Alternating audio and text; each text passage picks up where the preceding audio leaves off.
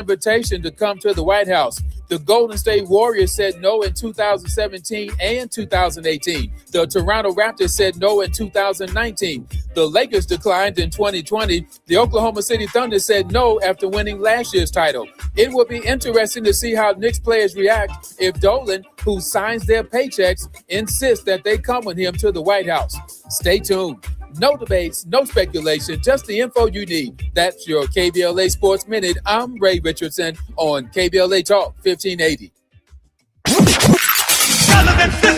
You have something to say, and we want to hear it. KBLA Talk 1580 is engagement radio, not outrage radio. A place where your hopes, your frustrations, and your ideas are welcome 24 hours a day, 7 days a week. Real talk, real people, real Los Angeles. KBLA Talk 1580, the station that sounds like the city looks. Tune in on your AM radio dial at 1580. Download our free KBLA 1580 app or listen live on our website at KBLA1580.com. Unapologetically progressive.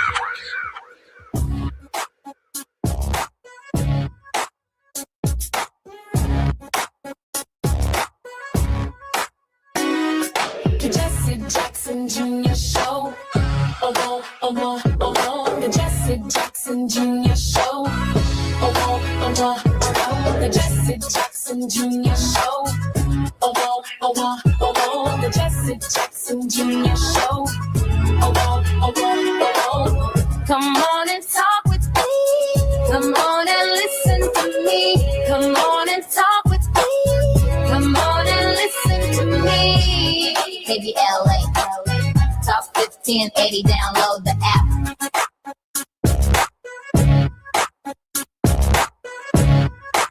I'm Jesse Jackson Jr. Welcome forward to the Jesse Jackson Jr. Show on KBLA Talk 1580. We are live in Los Angeles, California, where we will be 75 tomorrow here at KBLA Talk 1580, and we're celebrating it with you. Join all of your favorite KBLA Talk 1580 hosts this Friday, June 19th, for our anniversary bash and Juneteenth celebration at the Beehive from 4 to 7 p.m. There will be food, there'll be drink, there'll be dancing. LA Mayor Karen Bass will be present, the one and only Lunel, the Grammy Award-winning artist Kenny Lattimore, and a few other surprises. The Beehive is the place to be this Juneteenth, and our community celebration is free. But you must register at KBLA Talk 1580. That's KBLA1580.com, and we're encouraging folks to rideshare. However you arrive, just get there. We look forward to celebrating our 5th anniversary with you this Friday. It's Thought Provoking Thursday on the Jesse Jackson Jr. Show, and we will be talking Juneteenth. We'll be talking reparations. We'll be talking redistricting today. Atiba, in our conversation, is the former Deputy Executive Director of the National Black Caucus of State Legislators. He's a strategic alliance consultant and president of Party Politics US. He's worked as a TV producer, contributor for BNC News, The Heat, In the Know with Mo, The Leslie Marshall Show, iHeartRadio, 96.3 WHUR, and the One America News Network. Atiba, welcome forward to the Jesse Jackson Jr. Show. Hey, Jesse, it's good to be with you.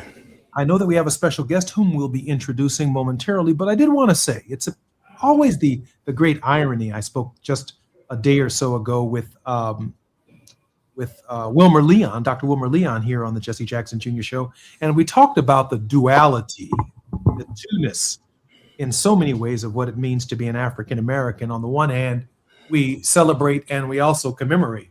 In the city of Chicago, we are celebrating the commencement, if you will, of the Barack Obama Presidential Center, a monumental event in the 400-year sojourn of African Americans in the Americas, and certainly during the 250th anniversary since the Declaration of Independence.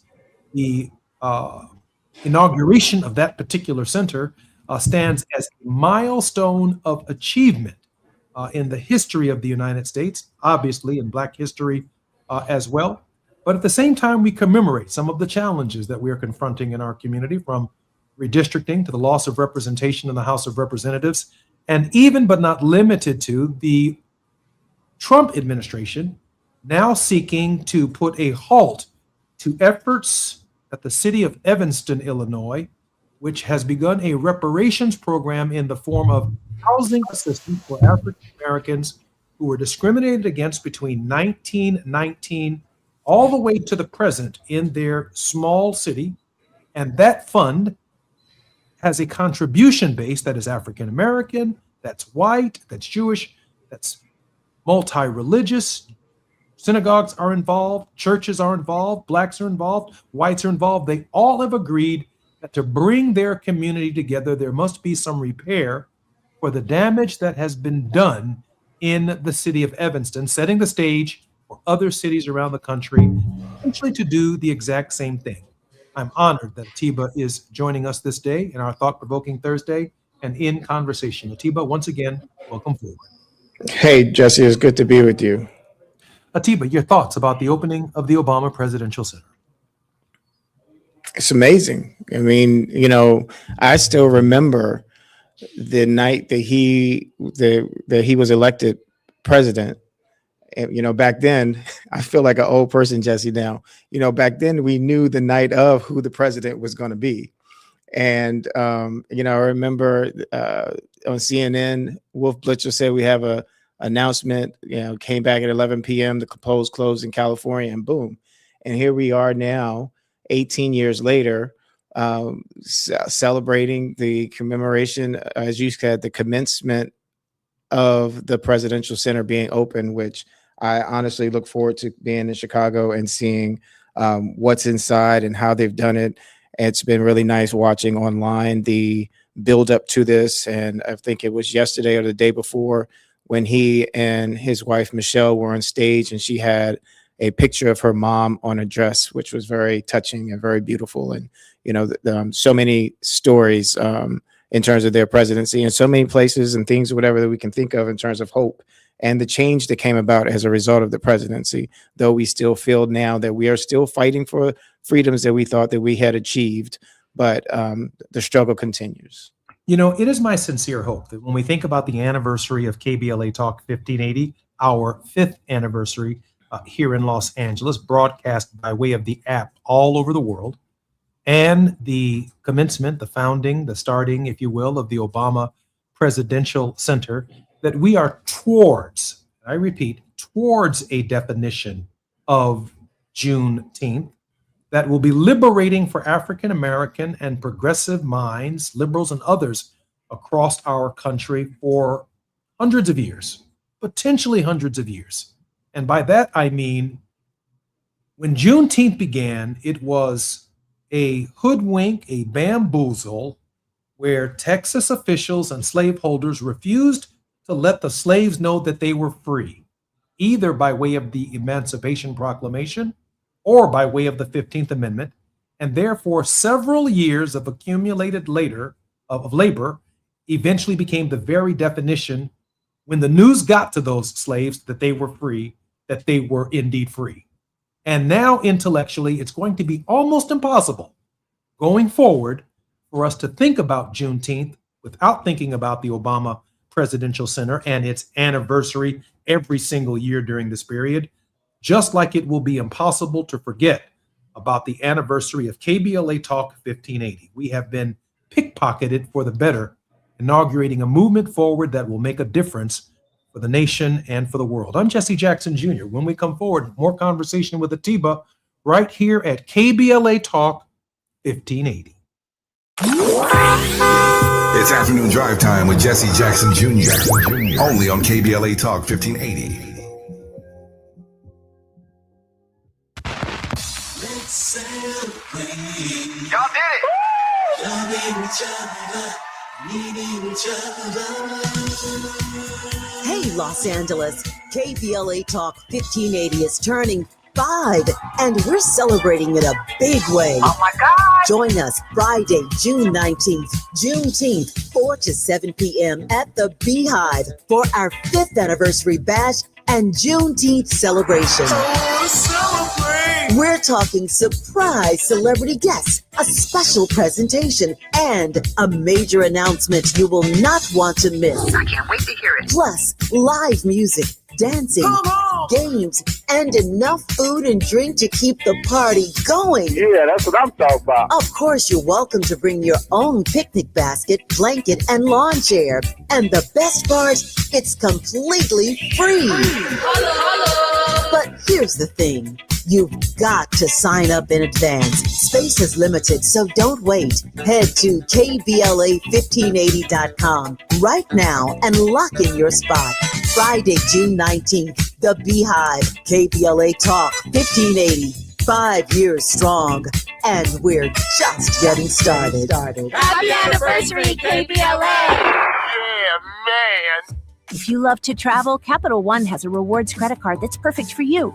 With the Capital One Venture X card, you earn unlimited double miles on everything you buy. Plus, you get premium benefits at a collection of luxury hotels when you book on Capital One Travel.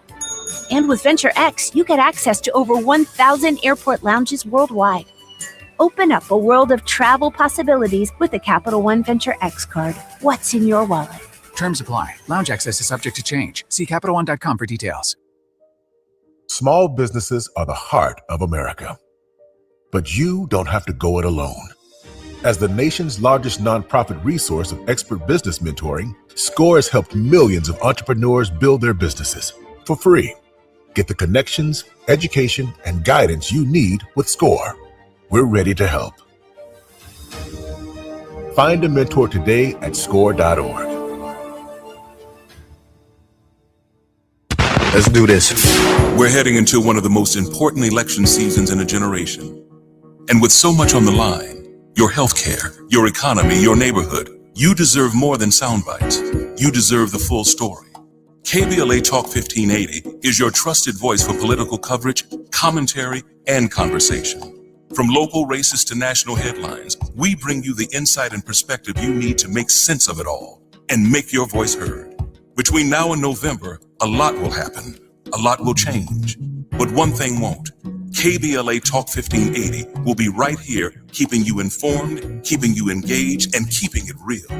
KBLA Talk 1580, the place for politics.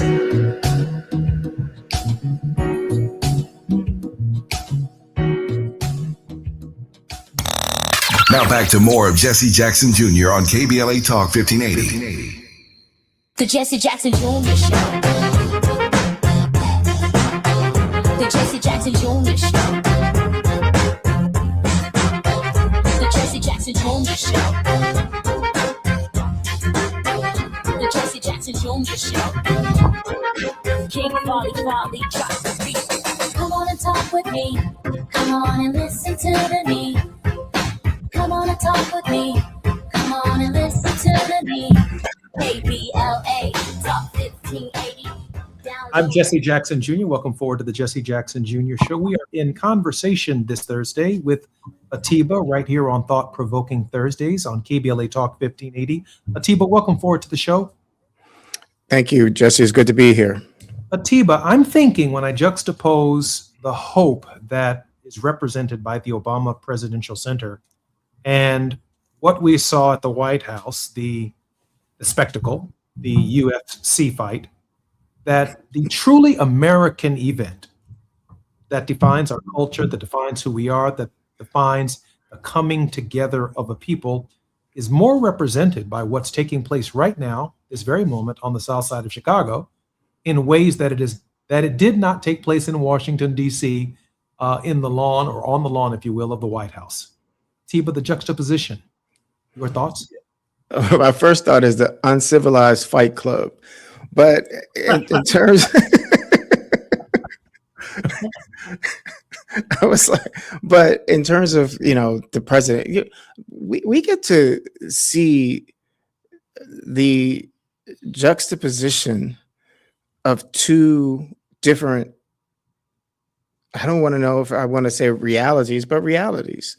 We get to see where we went after an amazing, classy, elegant gentleman try to do what was in the best interest for the entire country, and just juxtapose that with someone who does everything that's really selfishly entitled toward themselves as president, even down to having an uncivilized fight club on the lawn of what should be and what the 44th president recognized as the People's House. And it is up to us during these midterms to determine what direction we want to go. If we want to continue going in a direction of futility, or if we want to get back to a place of civility.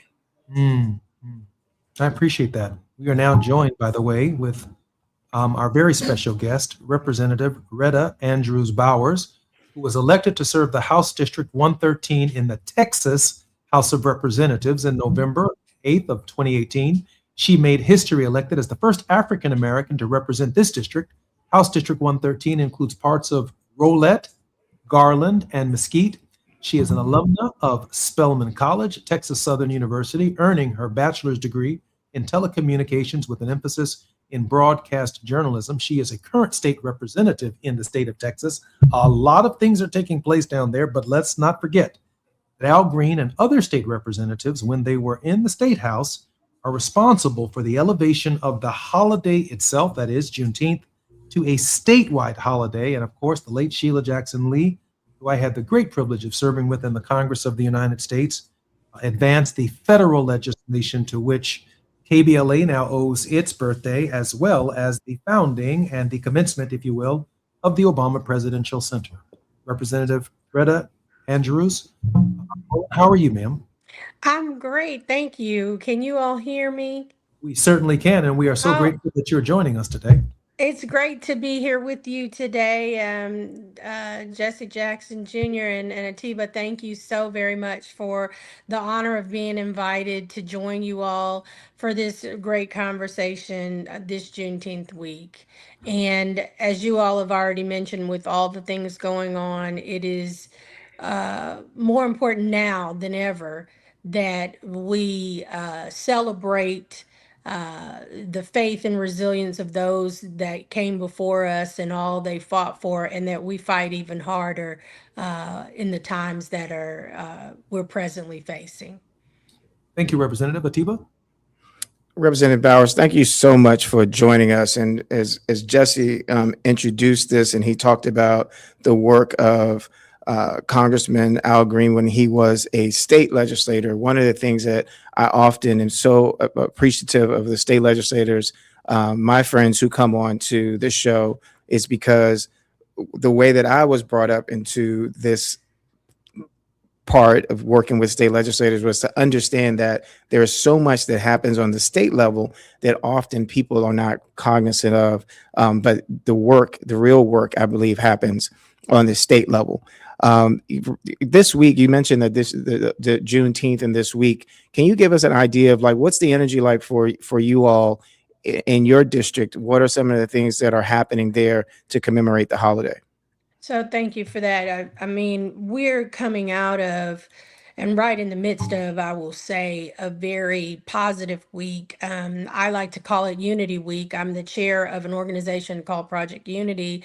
We had a great concert with Kurt Carr last night, a tribute to Kurt Carr. So we had gospel, there are awards for, there's an awards dinner for people that are contributing to the community. But I think for the most part, every city that I serve is having their own Juneteenth celebration. One thing that happened this year, I think people are paying attention. They're mindful of DEI being on the chopping block, and certainly the erasure are trying to erase our history and community as a whole. And some employees are saying to their employers, hey, you celebrated Cinco de Mayo. Why are you not doing anything for Juneteenth? And or you didn't do anything for Black History Month.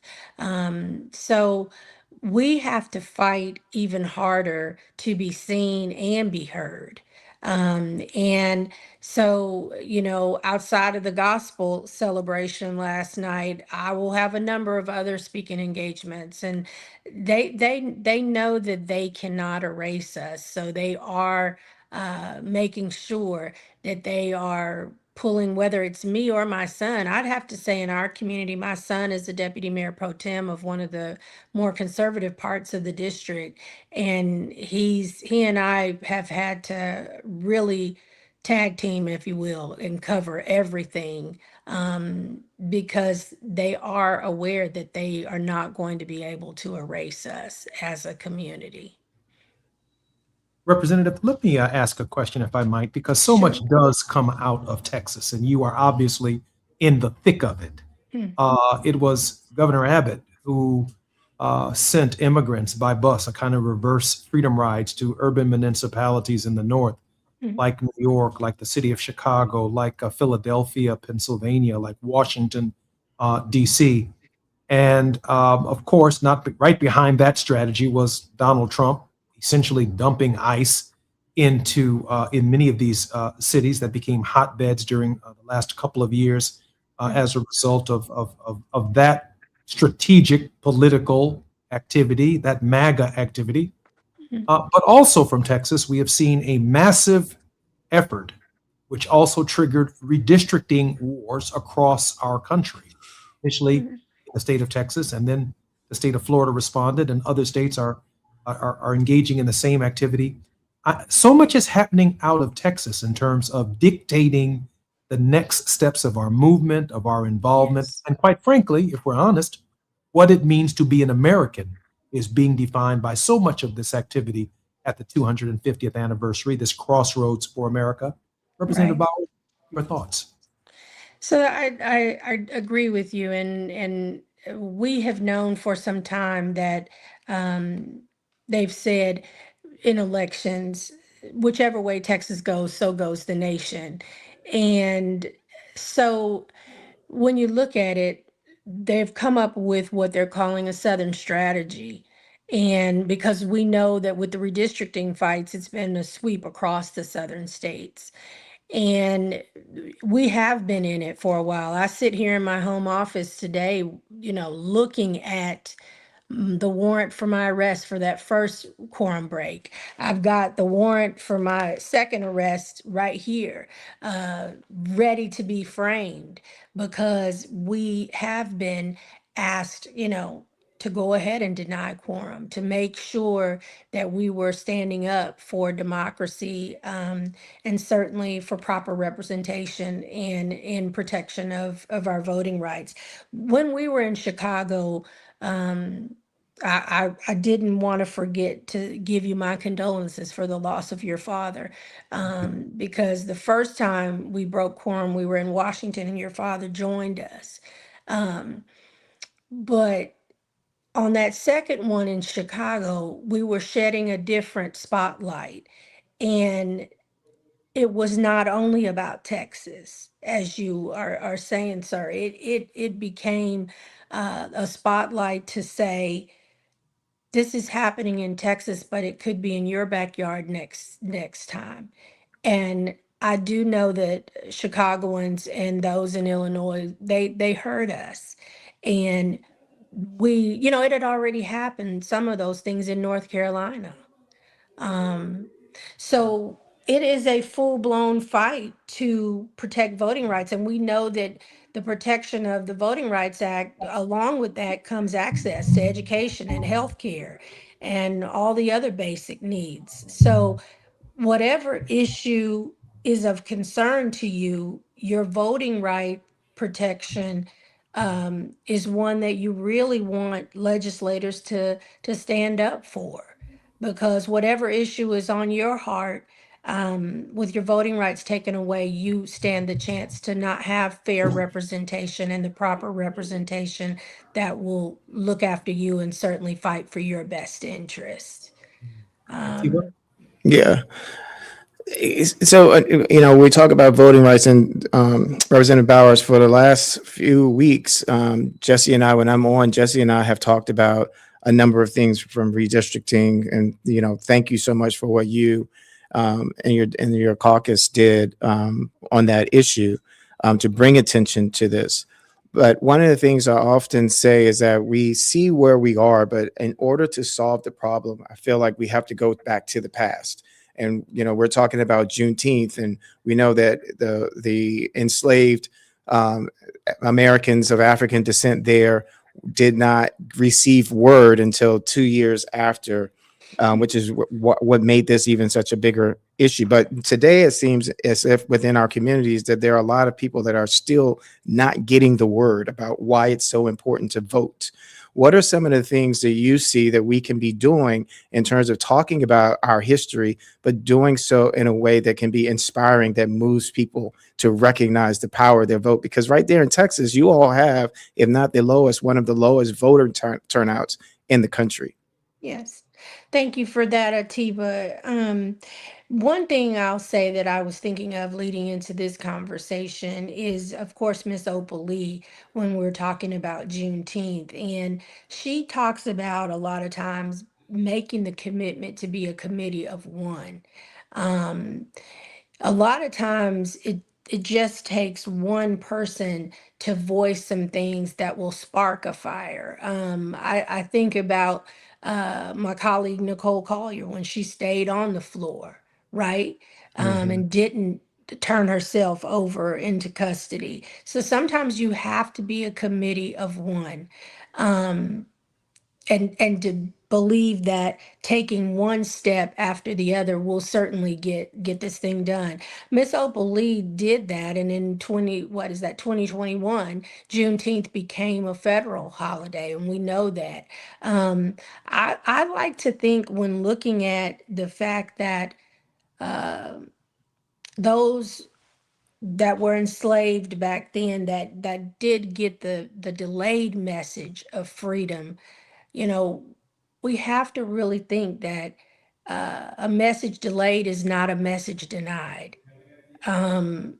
We have to know that it was their faith and resilience that kept them going, and we have to be able to celebrate that. And that's what we're doing in the moment as we continue to celebrate Juneteenth. But celebrating Juneteenth is a reminder that as we celebrate America's 250th, we don't have that same luxury. So it is a reminder that our freedom came a little bit later, and we have to continue to fight to make sure that we really do live freely in a country that certainly we are made to feel is not our own. I'm Jesse Jackson Jr., listening to the Jesse Jackson Jr. Show on KBLA Talk 1580. We're in conversation with Atiba, Representative Retta Andrews Bowers is our very special guest. More when we come forward right here at KBLA Talk 1580. It's afternoon drive time with Jesse Jackson Jr. Only on KBLA Talk 1580.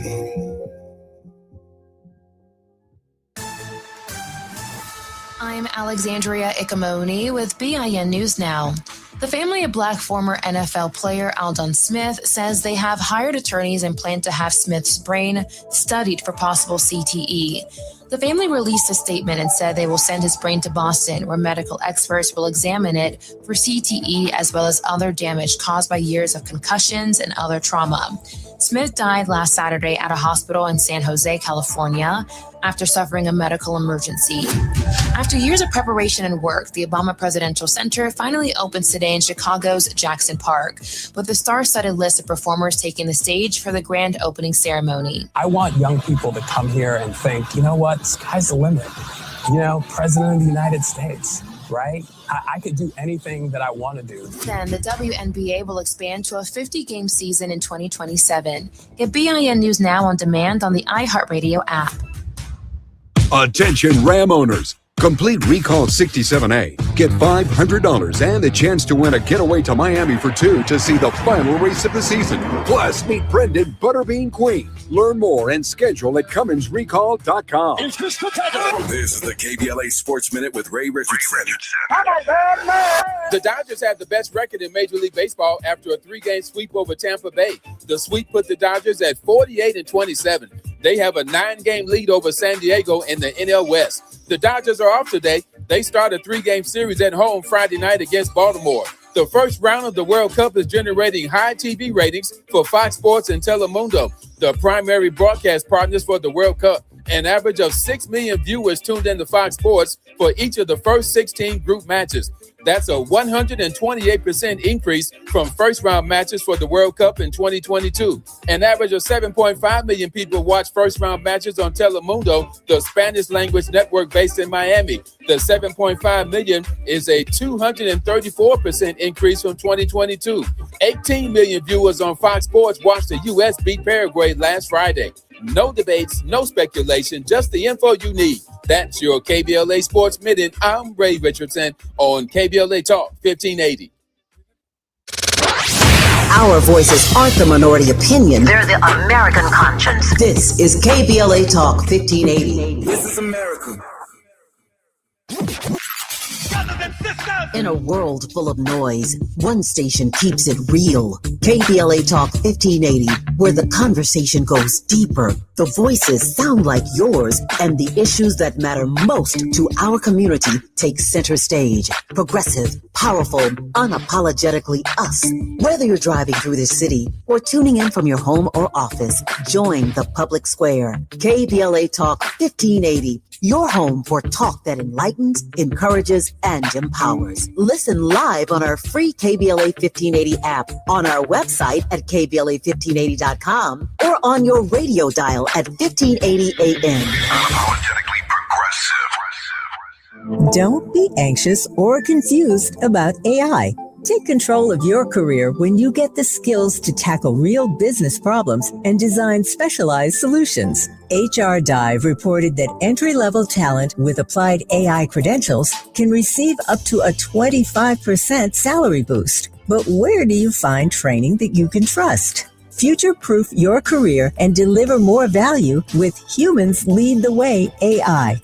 Their hybrid learning courses use practical definitions, real-world examples, and strategic insights to help you and your team understand AI with confidence. No magic, no hacks, no shortcuts. Just practical knowledge that helps you use AI more successfully. Don't wait. AI can never replace people who know how to use it well. Register for courses today at humansleadtheway.com. That's humansleadtheway.com. All I need is one mic. With a KBLA Talk 1580 editorial, I'm Tavish Smiley. In my prior commentary about Destination Crenshaw, or Procrastination Crenshaw as we call it around here, I opine that sometimes neglect becomes a decision. I want to challenge my own neglect becomes a decision thesis in just a moment. This $100 million revitalization project was supposed to transform 1.3 miles of Crenshaw Boulevard into a world-class celebration of Black art and culture. It was first promised to open in 2023, then 2024, and here we are, still waiting, still suffering. The businesses along this corridor, Black-owned businesses, are suffocating. Construction chaos everywhere, shuttered storefronts, a community being bled dry by broken promises. So, I stand by my earlier formulation that neglect becomes a decision. But as I have thought more about the gross negligence, the incompetence on steroids, it occurs to me that sometimes neglect isn't just a decision. Neglect is the default position of some Black electeds. Not all, but some. They just don't believe that Black folk deserve the very best. They don't believe that we deserve to be treated with dignity and respect. So we go from being constituents on the campaign trail to collateral once they're sworn into office. And when, for example, one is termed out of office and can't run again, but is still clutching the gavel of power, one thinks that he can stay comfortably above the fray while we anguish for years on end. The apparent attitude is, I'll just leave this mess for the next person to clean up. That's what it feels like, Mr. President, Mr. LA City Council President. But it's not just him, it's the local media too, Black and white, corporate and independent. Look at how little has been said about this never-ending nightmare in Crenshaw, year after year after year. Nobody at City Hall and nobody who's supposed to be holding City Hall accountable seems to care one bit about the safety and security of Crenshaw residents and the Black business owners who are slowly being strangled. Don't be fooled. This isn't just a construction delay. This is what disrespect looks like with a budget attached. With a KBLA Talk 1580 editorial, I'm Tavis Smiley. As always, we welcome your feedback.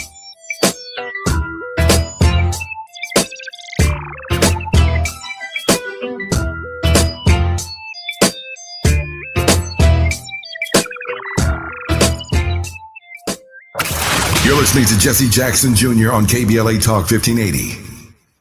The Jesse Jackson Jr. Show. The Jesse Jackson Jr. Show. The Jesse Jackson Jr. Show. The Jesse Jackson Jr. Show. King Volley drops the beat. Come on and talk with me. Come on and listen to the me. Come on and talk with me. Come on and listen to the me. KBLA Talk 1580. Download. I'm Jesse Jackson Jr., listening to the Jesse Jackson Jr. Show on KBLA Talk 1580. We are live in Los Angeles, California. We are in conversation with Atiba. Atiba worked as a TV political contributor. He's worked on an opinion series produced by Washington, D.C. political newspaper The Hill. In 2020, Atiba released his first novel, Saving Grace, a political thriller. Atiba, welcome forward to the Jesse Jackson Jr. Show. Jesse, it's good to be here. And our very special guest in this hour is the Honorable Retta Andrews Bowers. Bowers is a former educator and has volunteered many hours on district PTA and band booster executive boards within the Garland Independent School District. She has maintained an active membership at St. Paul United Methodist Church and Delta Sigma Theta Sorority Incorporated, of which she is a lifetime member. She was previously appointed to the Rolette Parks and Recreation Advisory Board, where she served. She is presently a state representative who represents the 113th District in the Texas House of Representatives. Representative, welcome forward to the Jesse Jackson Jr. Show. Thank you so much, Jesse Jackson Jr. and Atiba. Thank you as well for including me in this important conversation. Representative, you're always welcome. Again, I want to say that, Black people find themselves in a celebratory mood on the one hand, but then we're also dealing with reality on the other. I think it was James Baldwin who said, it is impossible to wake up every day as an African American and not be in some form of outrage. On the one hand, we are celebrating the 5th anniversary of KBLA Talk 1580. We are celebrating the opening of a turning point, I think, in the Juneteenth holiday, the inauguration of the Obama Presidential Center. More than a library, a gathering place in the community, a place of international focus, expecting more than 1 million people a year to move through that processor, which by definition will change the very culture of the South Side of Chicago, where I grew up. In fact, Representative Bowers, when I was running for Congress in 1995, there was a Chicago Easy Finder map. It had all of the north side of Chicago on it, all of the northwest suburbs outside of the city of Chicago on it. It had most of the city of Chicago, but it stopped just north of the Obama Center at the Museum of Science and Industry, as if everything south of the Museum of Science and Industry was not still the city of Chicago. And now south of the Museum of Science and Industry is a processor that's going to be handling more than 1 million people a year from around the world. They're changing streets, widening highways, creating new exits. The entire region is changing to accommodate the extraordinary facility that is Barack Obama. But most importantly, the very definition of an annual anniversary of the Barack Obama Center, because of its inauguration tomorrow on Juneteenth, it will be a permanent focus of Juneteenth going forward for every successive generation who's asked the question, what did you do on Juneteenth? People will be able to say that I stood in the Oval Office at the Obama Center, represented by the 44th President of the United States, who is an African American. It will not be a look backwards. It will be a look forward. Representative Bowers, a proud moment for all of us, is it not? So yeah, thank you, and I'm trying not to say amen. I'm sitting there and really starting to smile because it gives us something to be proud of and to celebrate. And I'll have the opportunity to get to Chicago soon here for a couple of times, and now I'm really looking forward to it because the last time we were there, as you said, everything has to be changing because there was so much that was still in progress. It seemed like because of the current administration, funding had been lost on a lot of the history that they were trying to preserve in Chicago. And as we were trying to tour different parts on the South Side and other areas last summer, things were stopped at a dead halt, and progress was not being made. So I am ever excited to get there. If I could, I wanted to talk about something Atiba mentioned, just the fact that, voting, our turnout here is so low, but that's why we have to encourage greater engagement. In this season of Juneteenth, we have to continue educating people. I think something, Atiba, that you talked about earlier in the program as well today is the importance of local, state, and federal elections. I'll even go down to municipal at that level. All levels of government, we have to be voting and using our voice, and our vote is our voice, and making that part of lifestyle so that we have fair representation that looks like us, that we can continue to celebrate and not lose the thought that the connection from public policy to our everyday lives, so that we're making sure we're voting in the right representation to make sure that with the connection of Juneteenth in the Obama Center that we continue to have something to celebrate and to fight for. I guess it was just a little bit over a year ago when Malcolm Jamal Warner passed away, watching a clip about him talk about the Cosby Show. He said one of the things that they were embraced was that the Cosby Show was not a black show. It was a show that was done that happened to have black people in it. And I mention that because Barack Obama wasn't a black president. He was an American president. He just happened to be an American of African descent. And when I think about those who are enslaved, and I think about the struggles that we continue to endure, that part of this celebration of Juneteenth is an understanding that we can actually affect change. President Obama's campaign slogan was about hope and change. And people embrace the fact that, yes, we can. And when his slogan for the second term, I was a bit confused. I'll be honest. I was like, what are you talking about? That it's forward. But now that makes so much more sense. And where there are different times in our history, we don't understand why we're going through certain things. I believe that us talking even today about Juneteenth, that this is representative of us redefining what it means to be an American and the 250th anniversary of America, that I am an African American. I'm an American of African descent. I'm a descendant of enslaved people. But that doesn't necessarily have to define who I am going forward. It just means that's who I am. And I embrace that, and that I am part of the American story. And I think that's where the hope, the change, as well as how we move this needle forward together. So thank you so much, Representative Bowers, for being with us today. I'm Jesse Jackson Jr., listening to the Jesse Jackson Jr. Show on KBLA Talk 1580. More with Representative Bowers and conversations with Atiba when we come forward.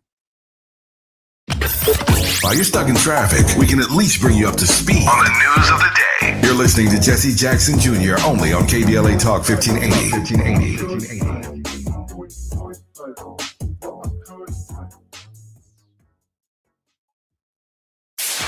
KBLA Talk 1580. We've got a lot to talk about.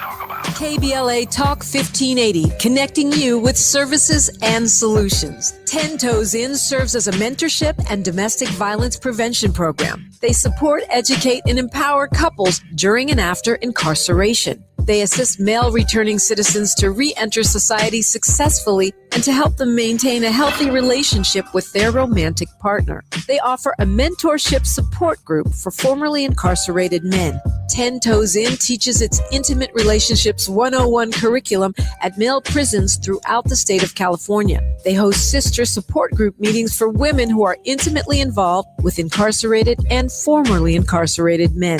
10 Toes In is a 501c3 nonprofit organization. To access their services or make a donation, please visit them online at 10toesin.org or find them on Facebook or Instagram. They are healing lives through relationships. This is a community call to action from KBLA Talk 1580.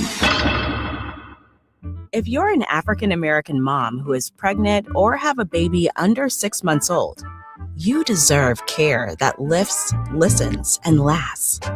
Black Infant Health is for you. It's a free program with individual support, group sessions, and resources to start your mothering journey. BIH makes space for moms and their families to create community. Learn more about the programs in Los Angeles County. Check us out at blackinfanthealth.org. Get ready to play at the LA 84 Foundation Free Play Day Block Party. A community celebration with music, dancing, art, food, games, sports, LA Pro teams, giveaways, and family fun all day. Saturday, June 27th at 2141 West Adams from 10 a.m. to 3 p.m. Register at la84.org. See you at Play Day. My mom has decided to learn to paint, and she's good. My dad's now into creative cuisine, and I've already put on 6 pounds. Learning new things comes with age. My mom, she started forgetting my name and what we're talking about. Forgetting well-known things doesn't. Memory loss may be a sign of Alzheimer's disease. Early detection gives you and your loved one time to plan for the future. Learn the warning signs of Alzheimer's at 10signs.org. Brought to you by the Alzheimer's Association and the Ad Council. Do you owe $10,000 or more in credit card debt or personal loans? With With credit card debt at all-time highs, Debt Relief Advocates is urgently notifying consumers of debt relief now being made available, designed to aid consumers with out-of-control credit card debt. Those who qualify and enroll for this relief program will only have to pay back a fraction of what they owe. This is not bankruptcy or a debt consolidation loan. This is a relief program that credit card companies would rather you not know about, as it ends your debt nightmare and saves you lots of money. Consumers owing at least $10,000 in credit card debt or personal loans can now take advantage of this debt relief as the cost of living skyrockets. Debt Relief Advocates has established a relief hotline for you to call to learn what debt reduction you may qualify for, so don't wait. For this free information, call the Relief Hotline at 800-505-8991. 800-505-8991. 800-505-8991. Now back to more of Jesse Jackson Jr. on KBLA Talk 1580. The Jesse Jackson Jr. Show. The Jesse Jackson Jr. Show. The Jesse Jackson Jr. Show. The Jesse Jackson Jr. Show. King Volley, drop the beat. Come on and talk with me. Come on and listen to me. Come on and talk with me. Come on and listen to me. KBLA Talk 1580. Download the app. I'm Jesse Jackson Jr. It's Thought-Provoking Thursdays on the Jesse Jackson Jr. Show. We're in conversations with Atiba. Our very special guest, Representative Retta Andrews Bowers, is a co-founder and four-time co-chair of the Dallas Women's March. During the 86th legislative session, Representative Bowers served on the House Committees for Corrections, Juvenile Justice and Family Issues, and Local and Consent Calendars. Atiba and Representative Bowers, welcome forward to the Jesse Jackson Jr. Show. Thank you, Jesse. It's good being here. I got to get this in before Atiba's last question of the representative, just so that our listeners and viewers can have a historical context. There are 157 July 4ths from the moment our ancestors arrived on these shores from 1619 until July 4th, 1776. July 4th, for African Americans during that period, is just another day in the sun. From July 4th until the Gettysburg Address, until 1863, July 4th, 1776, to 1863, 88 July 4ths, even after the writing of the Constitution. For Black people with no representation in the Texas legislature or the Illinois legislature or any legislature in this country, just another day. But after Gettysburg, after the 13th, 14th, and 15th Amendments to the Constitution, July 4th began to mean something to us. We were becoming something. We were becoming something after the Civil Rights Act of 1964 and the Voting Rights Act of 1965 and the public accommodations legislation and the election of African Americans, male, female, and others, representatives in houses around the country, but also in the Congress of the United States. We were becoming something different. And every July 4th, the holiday meant something different. This is the first time. July 4th is going to mean that we have a presidential center. We ain't never had one of them before. We ain't never had a national celebration quite like the one we're having at this moment in Chicago. With that said, we are responsible for America becoming something. Atiba, we're en route to becoming something. I agree. And Representative Bowers, I just want to read a quote from Muhammad Ali and then ask you this last question. Mm-hmm. And it's one of my favorite quotes from him. He says, "I am America. I am the part you won't recognize, but get used to me. Black, confident, cocky, my name, not yours. My religion, not yours. My goals, my own. Get used to me."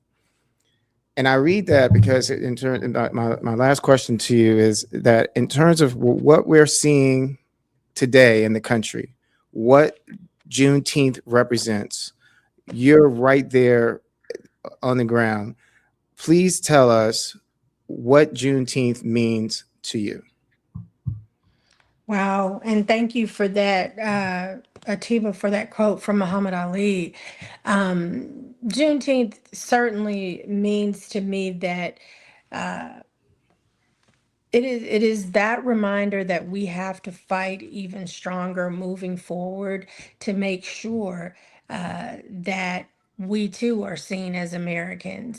And reiterating what you said, not just Black Americans or African Americans, we are Americans. We are a part of the fabric of this community. We are threads in that fabric. That cannot be taken out or erased. And so we have to make sure that at any moment we are honoring those shoulders that we stand upon, but certainly being the bridge to what the future brings.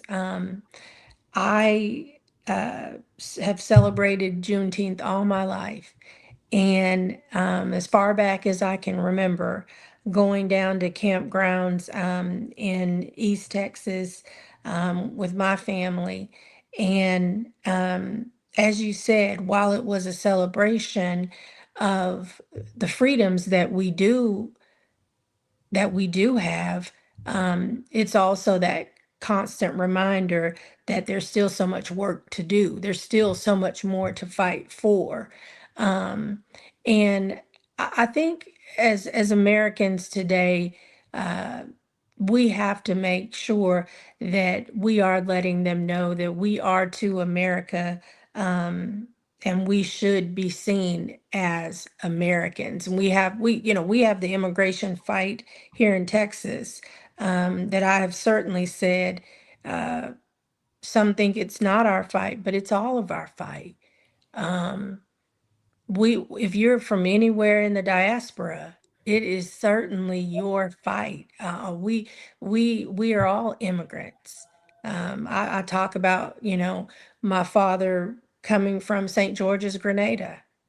And, I was 2 years old when he got his citizenship. So it is our fight. It's a collective fight. And for me, Juneteenth is a celebration of our freedoms, but also a reminder of the work that we still have to do. So in the last part of the show, we like to give our guests an opportunity to give a message of hope. I'm going to read one more thing, and this is from President Ronald Reagan, because I feel like it speaks to what you just said. If we ever closed the door to new Americans, our leadership in the world would soon be lost. It's very interesting. I think almost kind of prophetic in terms of where we are. But if you could leave us today with a word of hope. What gives me hope is that there are some young Americans that are stepping up to the plate.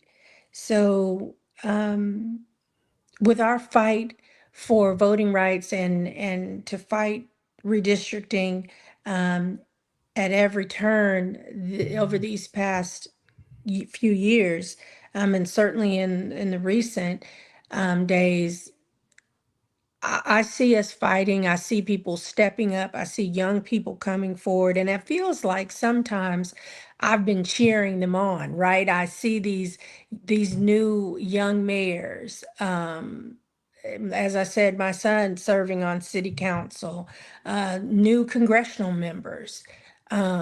So I do see some new energy coming in, and I do see them coming in respectful, Jesse and Atiba, of those that marched and fought before them. That's the one key that I think we all have to remember, that it takes all of us. And that's what gives me hope when we have young leaders stepping up that recognize the strides that were made by those that have gone before them, and they can honor that and build upon that.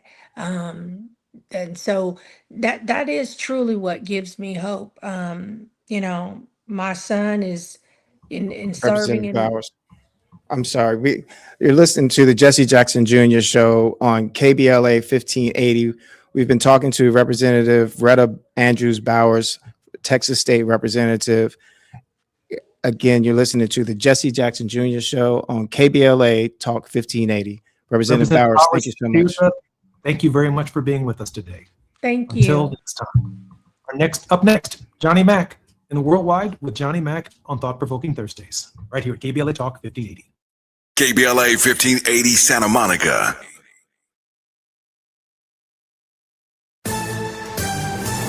I'm Alexandria Ikamoni with BIN News Now. The family of Black former NFL player Aldon Smith says they have hired attorneys and plan to have Smith's brain studied for possible CTE. The family released a statement and said they will send his brain to Boston, where medical experts will examine it for CTE as well as other damage caused by years of concussions and other trauma. Smith died last Saturday at a hospital in San Jose, California, after suffering a medical emergency. After years of preparation and work, the Obama Presidential Center finally opens today in Chicago's Jackson Park, with a star-studded list of performers taking the stage for the grand opening ceremony. I want young people to come here and think, you know what, sky's the limit. You know, President of the United States, right? I could do anything that I want to do. Then the WNBA will expand to a 50-game season in 2027. Get BIN News Now on demand on the iHeartRadio app. Attention Ram owners. Complete Recall 67A. Get $500 and a chance to win a getaway to Miami for two to see the final race of the season. Plus, meet Brendan Butterbean Queen. Learn more and schedule at CumminsRecall.com. This is the KBLA Sports Minute with Ray Richardson. The Dodgers have the best record in Major League Baseball after a 3-game sweep over Tampa Bay. The sweep put the Dodgers at 48-27. They have a 9-game lead over San Diego in the NL West. The Dodgers are off today. They start a 3-game series at home Friday night against Baltimore. The first round of the World Cup is generating high TV ratings for Fox Sports and Telemundo, the primary broadcast partners for the World Cup. An average of 6 million viewers tuned into Fox Sports for each of the first 16 group matches. That's a 128% increase from first-round matches for the World Cup in 2022. An average of 7.5 million people watch first-round matches on Telemundo, the Spanish-language network based in Miami. The 7.5 million is a 234% increase from 2022. 18 million viewers on Fox Sports watched the U.S. beat Paraguay last Friday. No debates, no speculation, just the info you need. That's your KBLA Sports Minute. I'm Ray Richardson on KBLA Talk 1580. There is no denying that we've always been the conscience of this country. KBLA Talk 1580 is progressive talk radio built for our community, by our community, and with hosts who look like you, live near you, and care about what you care about. 50,000 watts of truth right here in Southern California. KBLA Talk 1580. Listen live on your AM radio dial at 1580 or stream us live on our KBLA1580.com website or on our free KBLA 1580 app. Unapologetically progressive.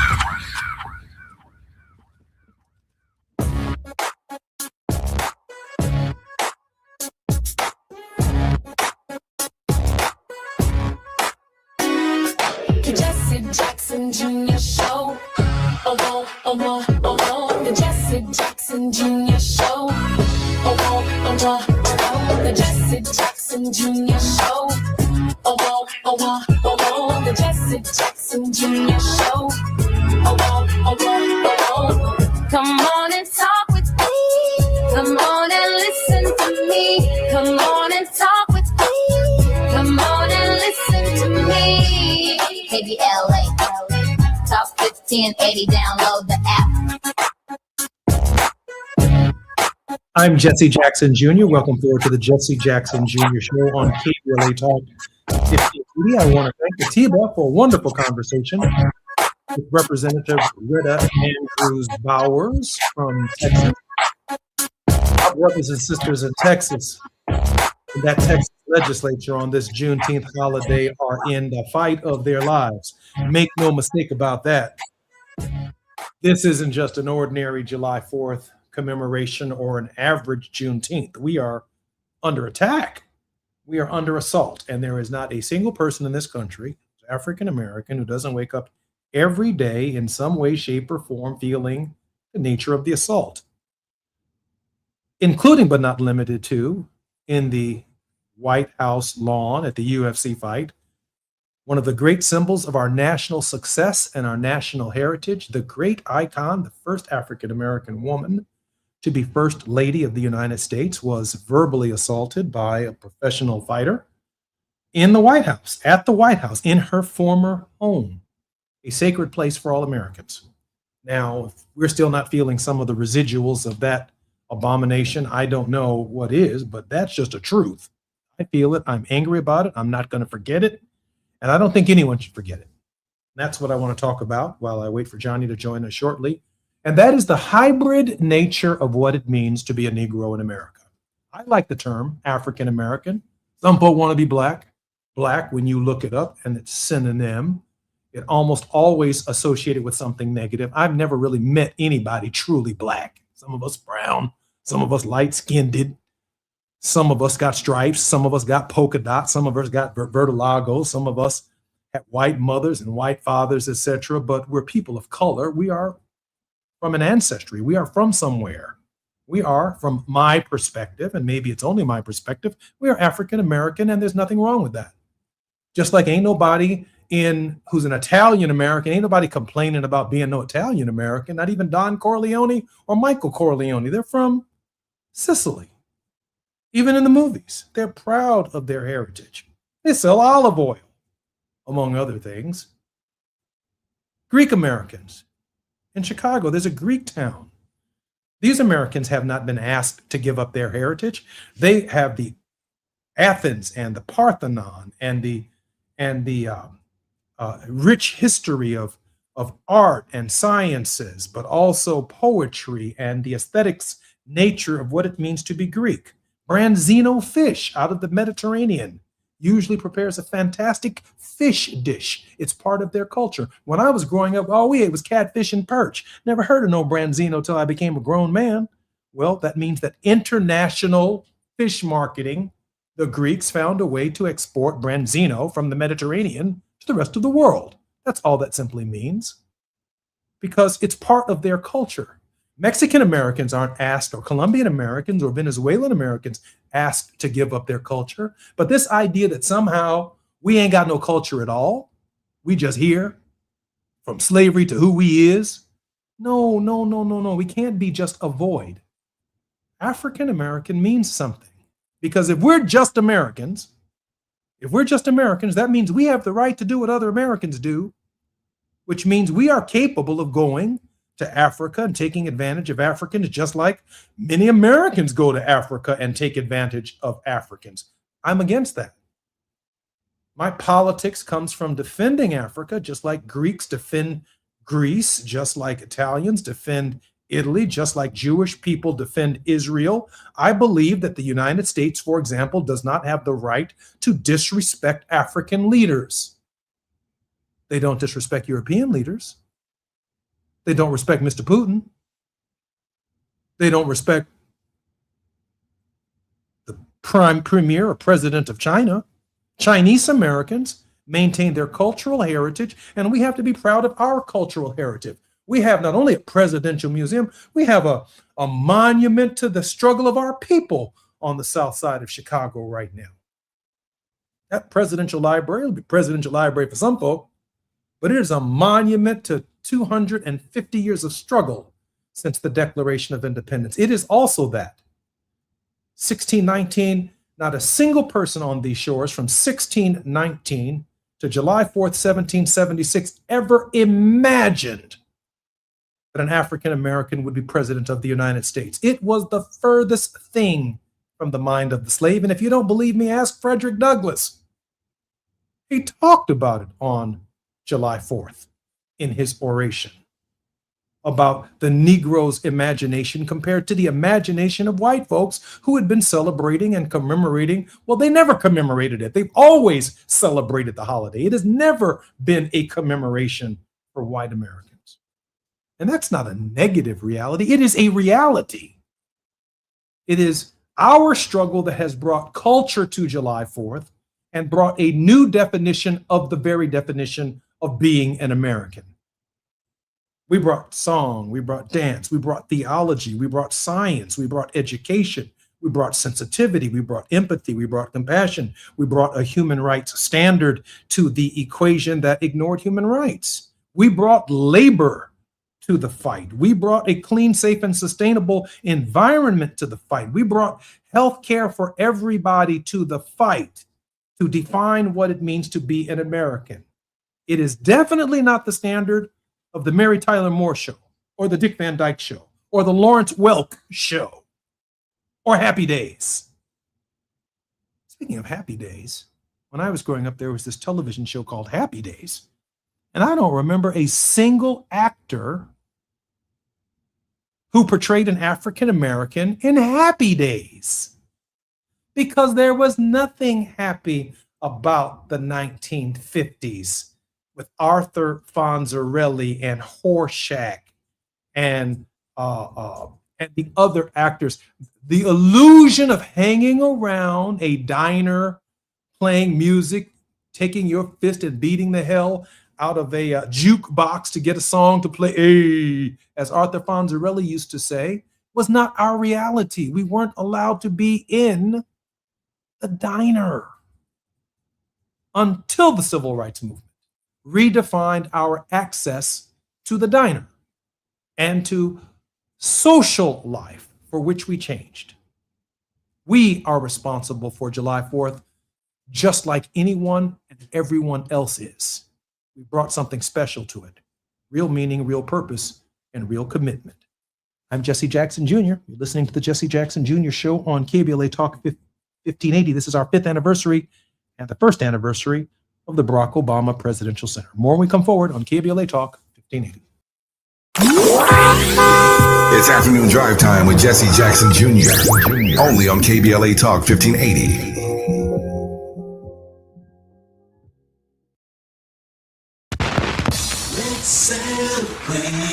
Y'all did it!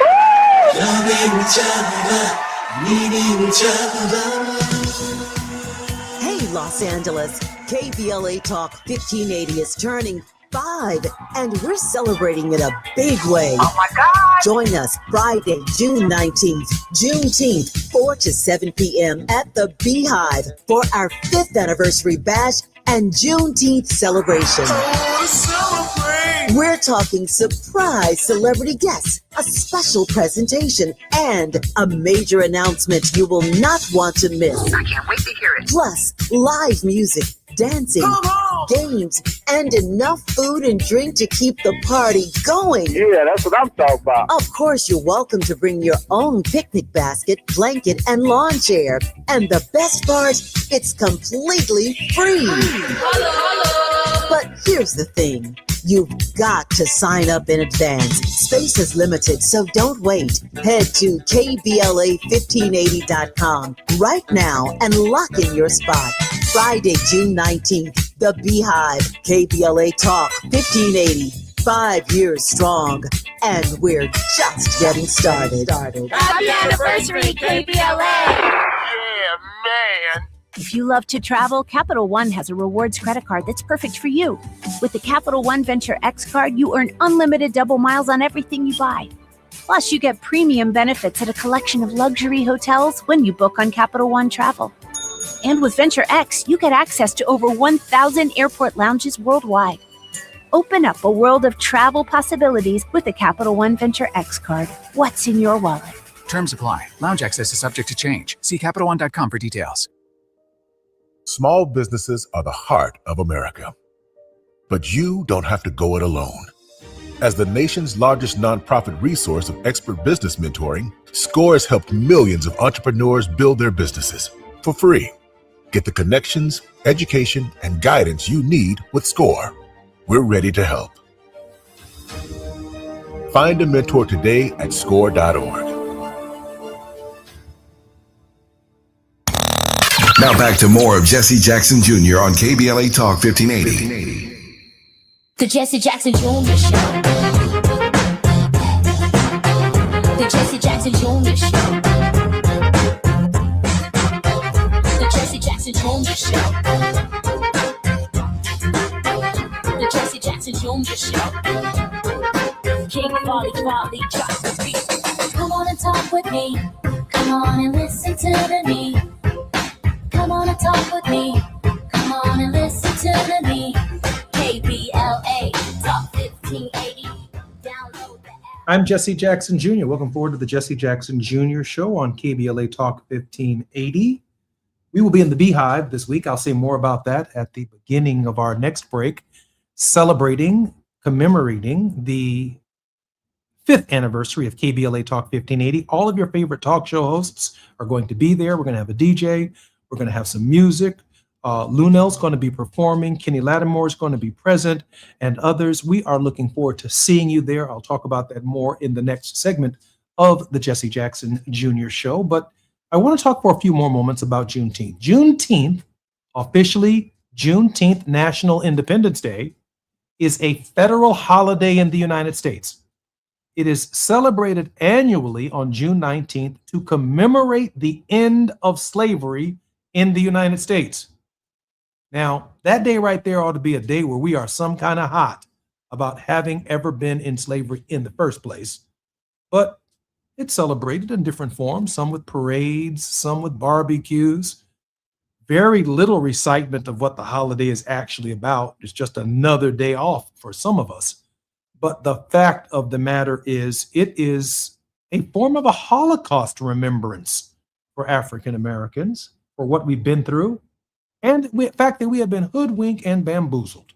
The holiday's name, first used in 1890s, is a portmanteau of June and 19th, referring to June 19th, 1865, the day when Major General Gordon Granger ordered the final enforcement of the Emancipation Proclamation in Texas at the end of the American Civil War. Now, June 19th, 1865, a Union general delivers the final enforcement of the Emancipation Proclamation, which was 1863, in Texas. Abraham Lincoln issued the Emancipation Proclamation in 1863. And he specifically issued it in states where the Union had no control and kept slavery in place in Union-controlled territories where the Union did have control for political purposes. Let's discuss that for a moment. Where he had no control in Texas, he freed the slaves, and the Texans rebelled against that. And from 1863 to June 19th, 1865, the Texans did not free the slaves. This was an area where Lincoln and the North had no control. There are other parts of the South where the slaves were not freed as well, because the South, the North, had no control in the Confederacy. But Lincoln, strategically recognizing that the stronghold of our nation's Union forces was Washington, D.C., recognized that Maryland, some parts of Virginia that surrounded Washington, D.C., some states like Kentucky, supported the Union cause but did not want the Union cause to be about slavery. So Lincoln kept the narrative of the war on saving the Union.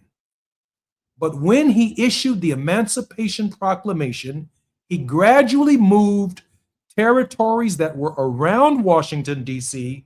into the acceptance and the idea that we are not going to be able to end this war once and for all until we end slavery.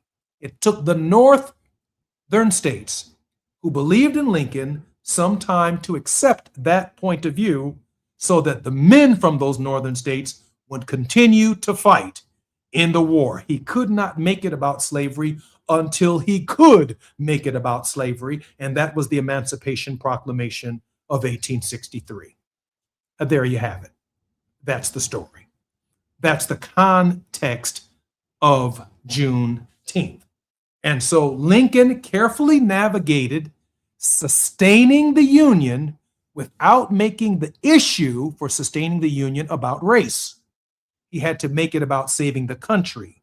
But at the appropriate time, if the Union were to survive, and after Gettysburg, July 4th, 1863, in November of that year, Lincoln would return to Gettysburg and he would define every subsequent July 4th in the Gettysburg Address, a 3.5-minute speech calling the nation to an understanding that the men who had paid the ultimate sacrifice lay on that battlefield, that the nation itself may endure, no longer half slave and half free.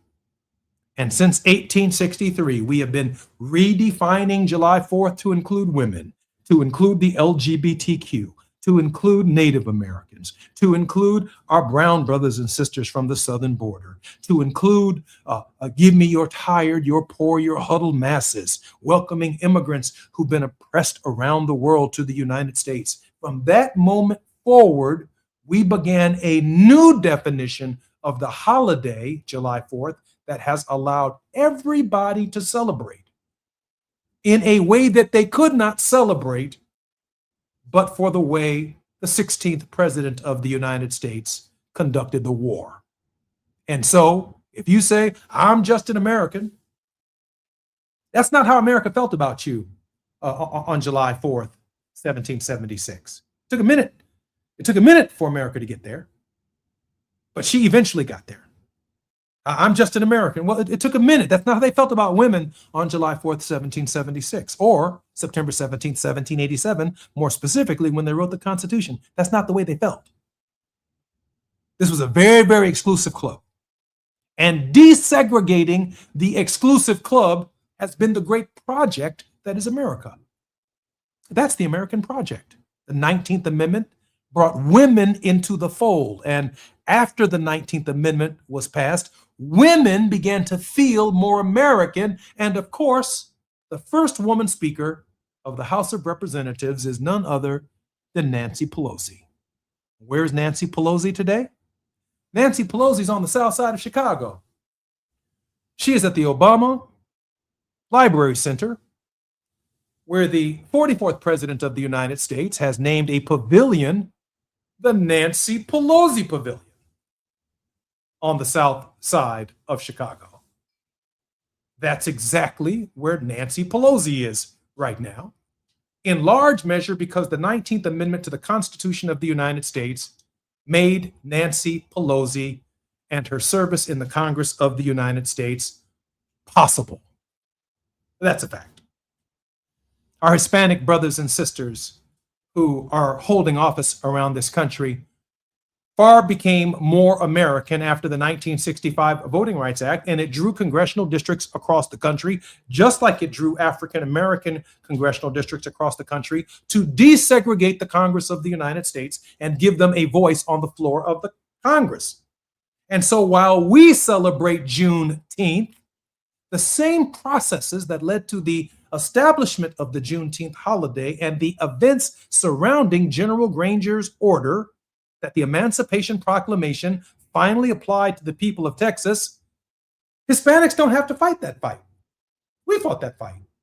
But it made it possible for them to be mayors, for them to be governors, for them to be senators, for them to be secretaries of housing and urban development, for them to potentially be the next governor of the state of California, the first Hispanic governor of the state of California, potentially Javier Becerra.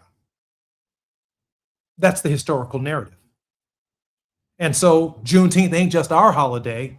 These are pivotal holidays in the establishment of democracy. And I can't think of anything that makes more historical sense than the fact that KBLA is celebrating its 5th anniversary. When? On Juneteenth. Because the founder of KBLA had enough sense to recognize that Juneteenth is a turning point in our thinking. Not just another barbecue, not just another party, but a turning point in our thinking about how we see ourselves. Democracy is not a far-off conversation that others have. It is a upfront, in-our-face conversation that matters to who we are as a people. Make no mistake about that. That's who we are. That's who America is. And that's why we need to see you tomorrow at the Beehive. Now, I probably have flown the furthest distance to be here for the celebration and commemoration The Negro has 1 foot in the church and 1 foot in the courtroom. I often say about my brother Todd Yeary, who's on our shows on Thursday, 1 foot in the courtroom, 1 foot in the church. We got 1 foot in celebration and 1 foot in commemoration. We got 1 foot, talking garbage, but we got another foot in the truth. KBLA Talk 1580 is turning 5, and we're celebrating it with you. And we're celebrating it at the Beehive this coming Friday. But you must register at kbla1580.com, and we're encouraging folks to ride share. However you arrive, just get there. We look forward to celebrating our 5th anniversary, your 5th anniversary.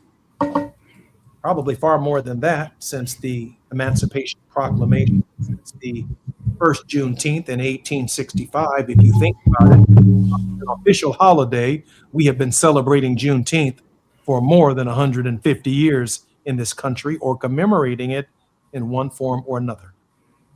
Here to bail me out is none other than my who left me 30 minutes ago. Johnny Mack, our regular contributor on Thursdays, and undoubtedly is having some Wi-Fi problems. Atiba, welcome forward to the show. Hey, Jesse, it's good to be back with you. Thank you, man. I feel like I should go get a glass of water. I was thinking about you with my bottle of water here. I was like, man, he's going. You're on fire, brother. Atiba, thank you very much for Representative Bowers. Our brothers and sisters in Texas have been leading one gallant fight for democracy on this 250th anniversary celebration.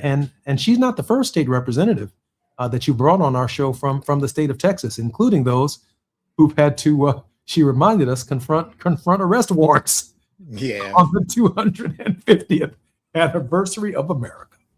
And when you say that, it makes me think of Fannie Lou Hamer. I'm sick and tired of being sick and tired. And I know we're sick and tired, but the hope is in all these different things. And part of the hope is us telling our story.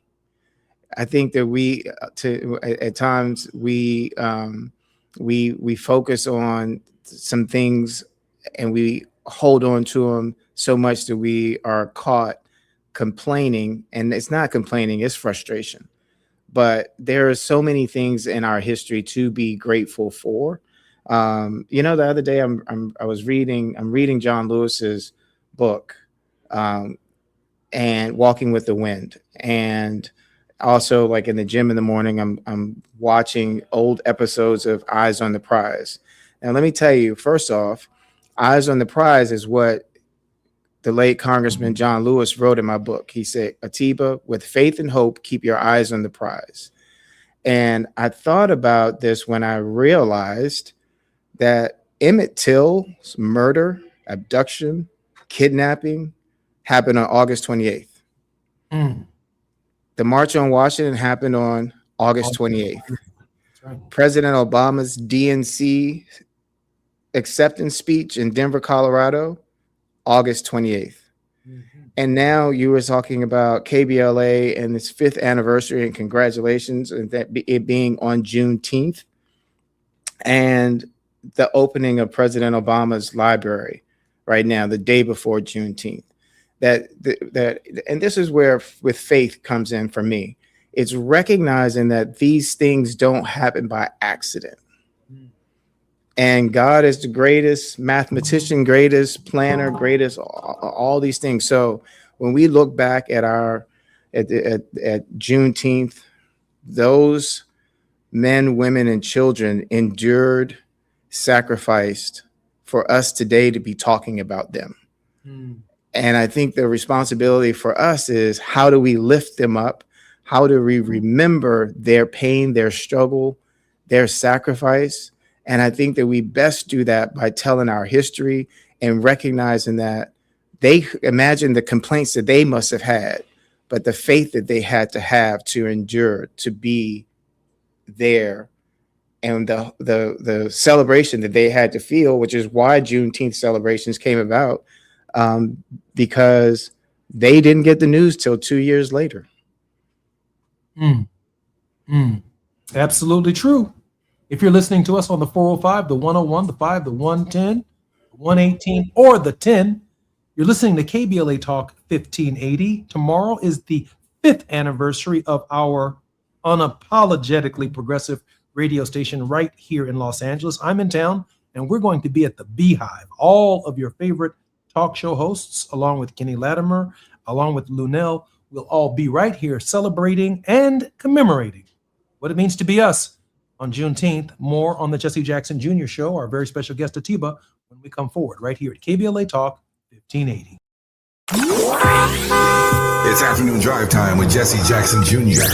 Only on KBLA Talk 1580.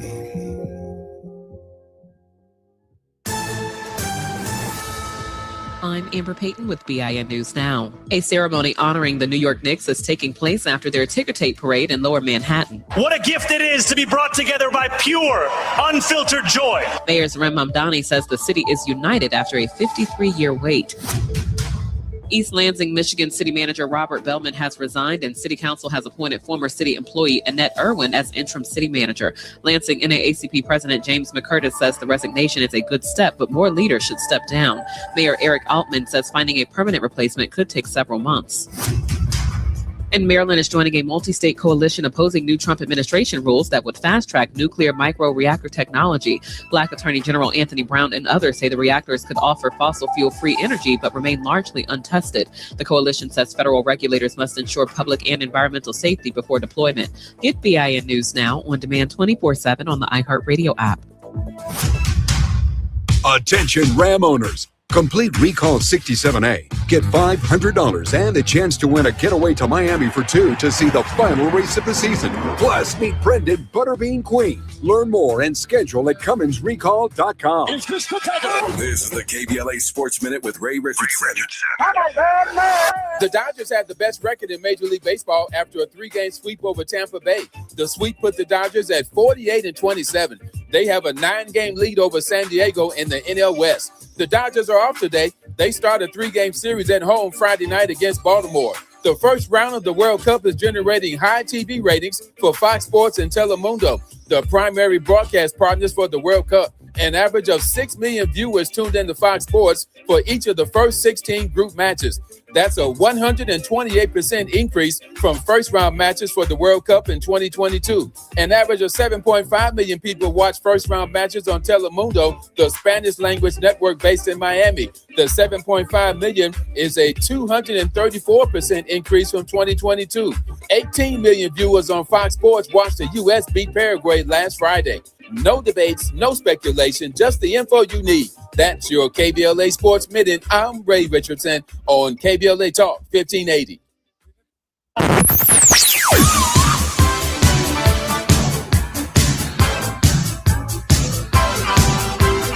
This is KBLA Talk 1580. Talk radio. That's music to your ears. We're unapologetically progressive. KBLA Talk 1580. We've got a lot to talk about. Hi, I'm Zoe Williams, aka the Voice of Reason, encouraging you to join me weekdays from 7 to 9 p.m. for the world's most intriguing relationship radio roundtable. Every night, I facilitate and encourage our loyal listeners to participate in the most engaging relationship discussions you'll hear anywhere. So make it a point to rendezvous with me, Zoe Williams, the Voice of Reason, Monday through Friday, 7 to 9 p.m. Pacific Standard Time. Trust me, your relationships will never be the same. The VOR is on fire tonight. Unapologetically progressive. KBLA Talk 1580. We've got your black. Don't be anxious or confused about AI.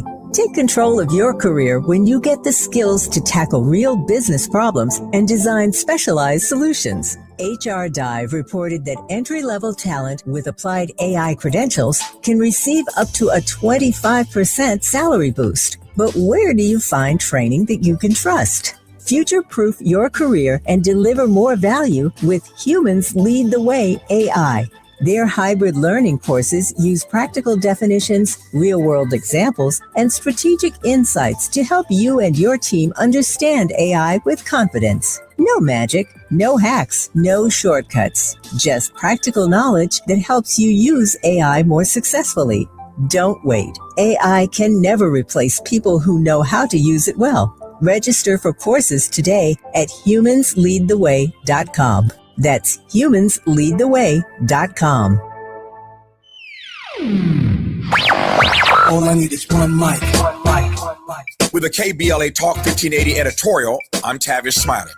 In my prior commentary about Destination Crenshaw, or Procrastination Crenshaw as we call it around here, I opine that sometimes neglect becomes a decision. I want to challenge my own neglect becomes a decision thesis in just a moment. This $100 million revitalization project was supposed to transform 1.3 miles of Crenshaw Boulevard into a world-class celebration of Black art and culture. It was first promised to open in 2023, then 2024, and here we are, still waiting, still suffering. The businesses along this corridor, Black-owned businesses, are suffocating. Construction chaos everywhere, shuttered storefronts, a community being bled dry by broken promises. So, I stand by my earlier formulation that neglect becomes a decision. But as I have thought more about the gross negligence, the incompetence on steroids, it occurs to me that sometimes neglect isn't just a decision. Neglect is the default position of some Black electeds. Not all, but some. They just don't believe that Black folk deserve the very best. They don't believe that we deserve to be treated with dignity and respect. So we go from being constituents on the campaign trail to collateral once they're sworn into office. And when, for example, one is termed out of office and can't run again, but is still clutching the gavel of power, one thinks that he can stay comfortably above the fray while we anguish for years on end. The apparent attitude is, I'll just leave this mess for the next person to clean up. That's what it feels like, Mr. President, Mr. LA City Council President. But it's not just him, it's the local media too, Black and white, corporate and independent. Look at how little has been said about this never-ending nightmare in Crenshaw, year after year after year. Nobody at City Hall and nobody who's supposed to be holding City Hall accountable seems to care one bit about the safety and security of Crenshaw residents and the Black business owners who are slowly being strangled. Don't be fooled. This isn't just a construction delay. This is what disrespect looks like with a budget attached. With a KBLA Talk 1580 editorial, I'm Tavis Smiley. As always, we welcome your feedback.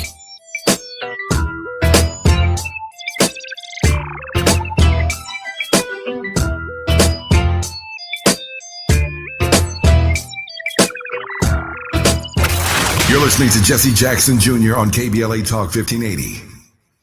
The Jesse Jackson Jr. Show. The Jesse Jackson Jr. Show. The Jesse Jackson Jr. Show. The Jesse Jackson Jr. Show. King Volley, drop the beat. Come on and talk with me. Come on and listen to me.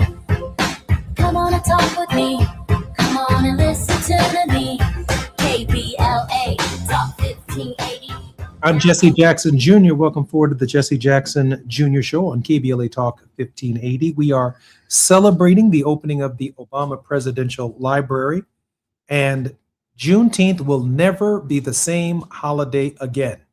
The way in which we've been celebrating the holiday, it will be different, because on this day forevermore, there will be an anniversary of one of the most important symbols in the history of our country, the establishment of the Obama Presidential Center. It is not a presidential library. The President of the United States, the 44th President, intends for the center to be a gathering place of activity, of consciousness, of community service, but also thoughtful dialogue, not only for domestic, but also world leaders, to be able to have a conversation about the state, I assume, of human rights not only in our own country, but around the world. This is a monumental moment in the history of African Americans. Whatever you think about the way it looks, its shape, its size, 10 years from now, the same conversation we're having today won't be the same conversation we're having in 10 years. It will not be the same conversation a new generation of Americans will be having in 25 years. That library will be sitting there as a testament to the history of our people from 1619 to the present, no matter who tries to define it, because of its historical significance and its very broad-ranging implications for human rights around the world. Joining me in this hour is none other than Atiba. And in this moment, I'm thinking, Atiba, that, we're celebrating the 5th anniversary of KBLA. We are celebrating on Juneteenth. We're celebrating the opening of the Obama Center on Juneteenth. But at this hour, politically, voting and midterms, everything matter. Is it possible that we could even consider Juneteenth celebrations across the country without discussing voter registration and participation? Tiba?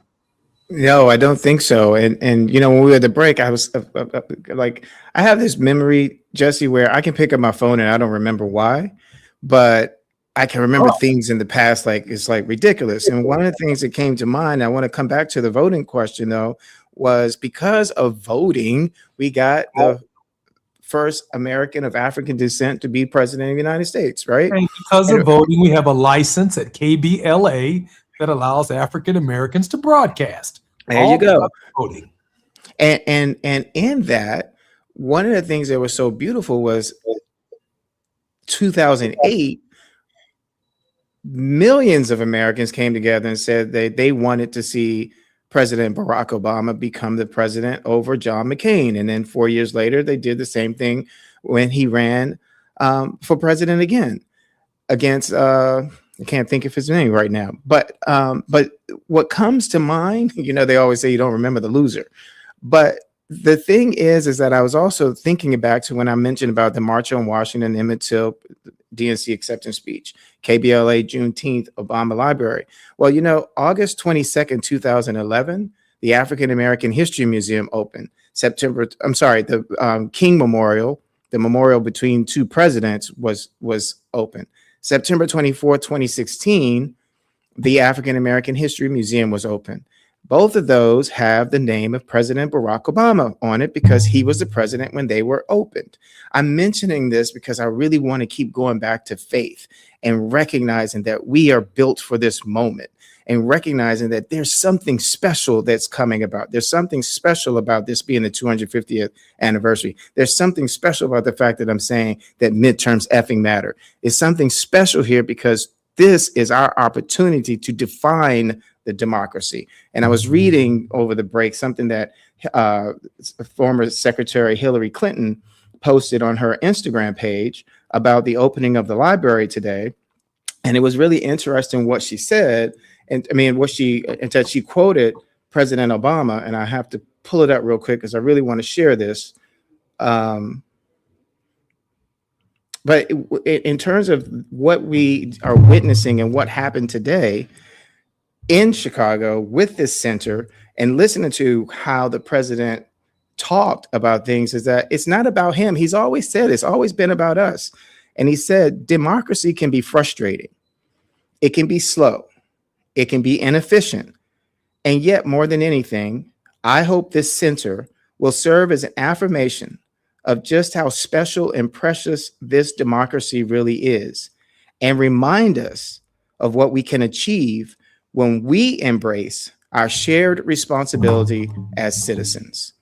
So as we're thinking about Juneteenth and we're thinking about the struggles of slavery, the struggles of the civil rights movement, even the struggles of today, I still strongly believe that we were brought here from Africa for this moment, that it is up to us to stand up and recognize our place in this democracy, our place as African who are in America, our place to say that God brought us here for a reason. It is time for us to wake up and embrace that and be the leaders within the democracy, the way that President Obama showed and his family showed so admiringly during their 8 years in office. You know, an African American has died in every conflict since the Revolutionary War. In other words, our blood has been spilled in every single conflict since the American Revolution. Not a single conflict have we not been a part of. And in a real sense, when W.E.B. Du Bois talks about our two-ness, and when Martin Luther King Jr. refers to us as a hybrid of two continents, two worlds, two realities, and a synthesis, we are one or the other, but we are a perfect mixture of our mother and our father, each of us in our own way, shape, and form. This biological reality is true, but this political reality is also true. We are as much American as any other American and as much African as any other African, but there's something unique about us that makes us unique unto ourselves. And that is what it means to truly, truly identify and recognize, as President Barack Obama did and does, is celebrate the differences. Celebrate the differences. Not your differences, but somebody else's differences. Mm-hmm. I found great joy in the fact that you're not like me. You're different than me, that you have different points of view than me. And if everyone takes the idea that I think is at the core of the president and even the first lady who delivered some tremendous remarks today, Michelle Run, as far as I'm concerned. Thank you. Michelle Run. You're talking about shocking the whole system. Michelle Run, that changes the Democratic lineup overnight. If for no other reason than to provide hope for young ladies and young men and for Americans, regardless of their race, sex, or class, about the possibility of what we can become as a nation, we really, really owe that to the next generation. I'm Jesse Jackson Jr., listening to the Jesse Jackson Jr. Show. When we come forward, we're going to have a continued conversation with Atiba, but we're also going to get a word of hope from Atiba. Remember, this is the 5th anniversary of KBLA Talk 1580. LA's voice, louder than ever. 6/19/26, 4 to 7 p.m. It's free if you RSVP at kbla.com. I'm Jesse Jackson Jr. You're listening to the Jesse Jackson Jr. Show. More on KBLA Talk 1580 when we come forward. While you're stuck in traffic, we can at least bring you up to speed on the news of the day. You're listening to Jesse Jackson Jr. only on KBLA Talk 1580.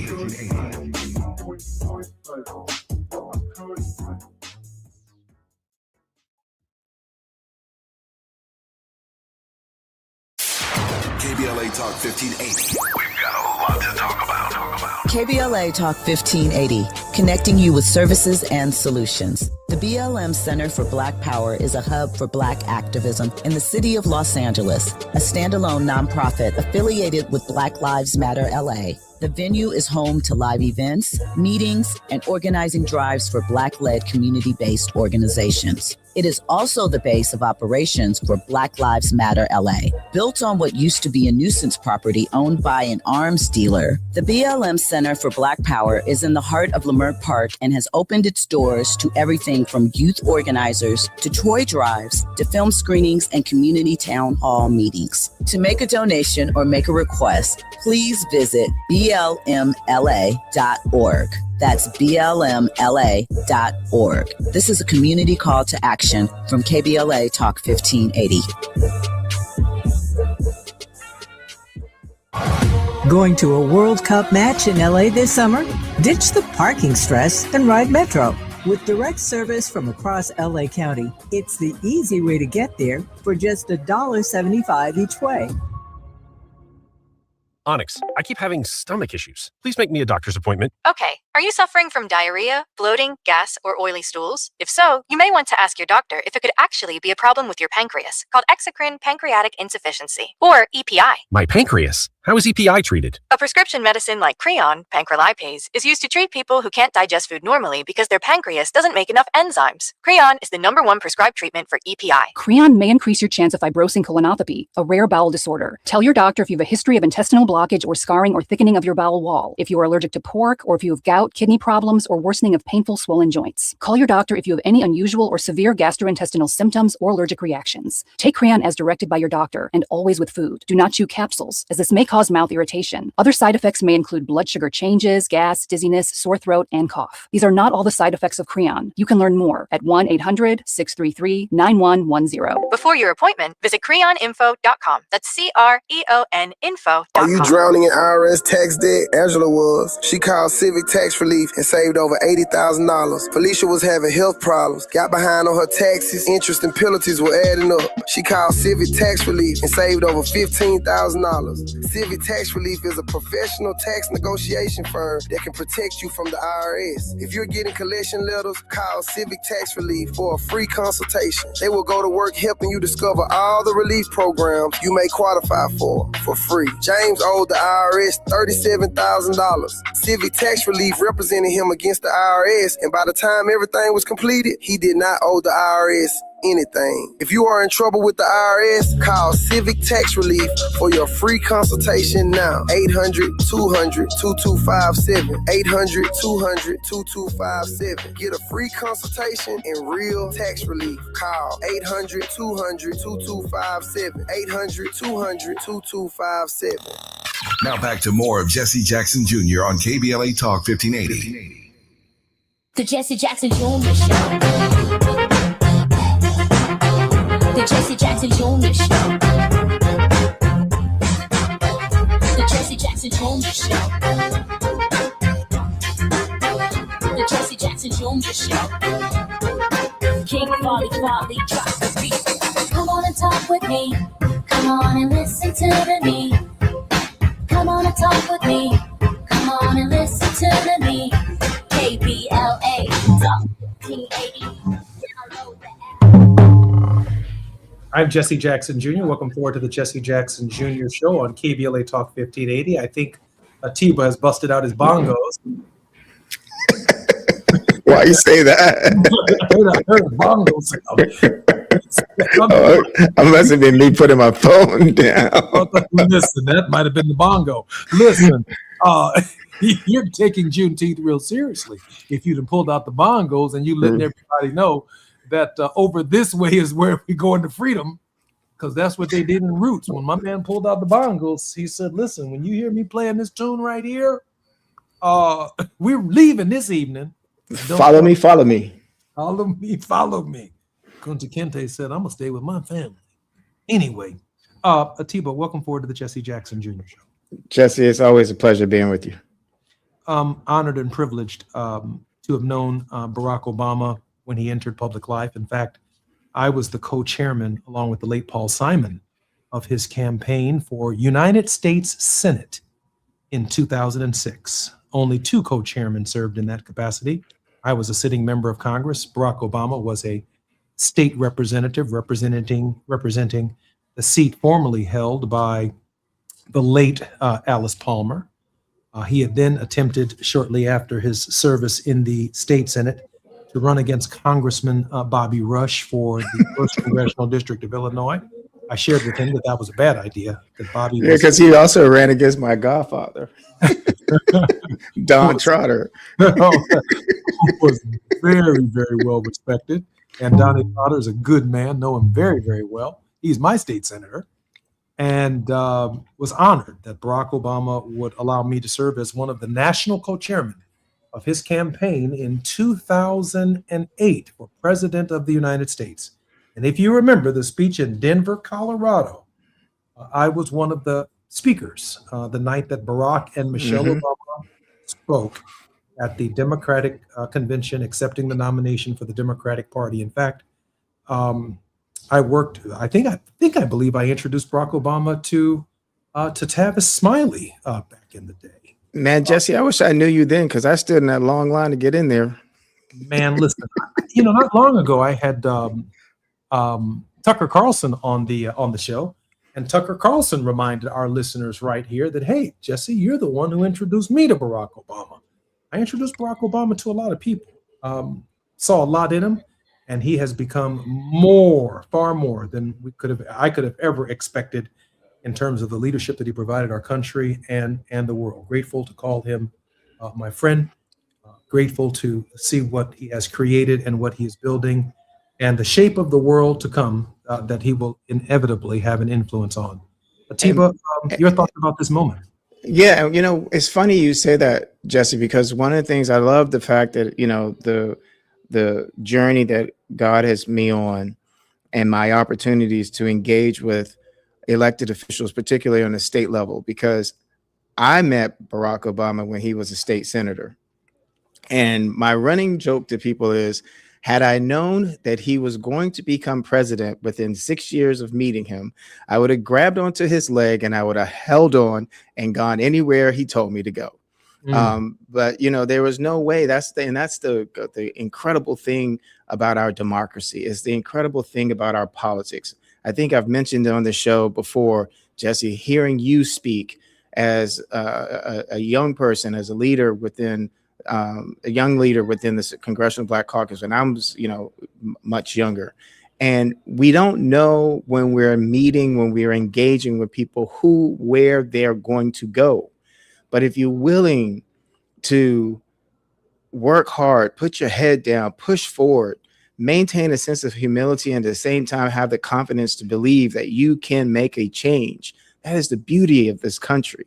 And even in today's pieces, and we're hearing about, they're taking away this and they're taking away that. Well, I love Shirley Chisholm's quote that if they don't give you a seat at the table, bring a folding chair.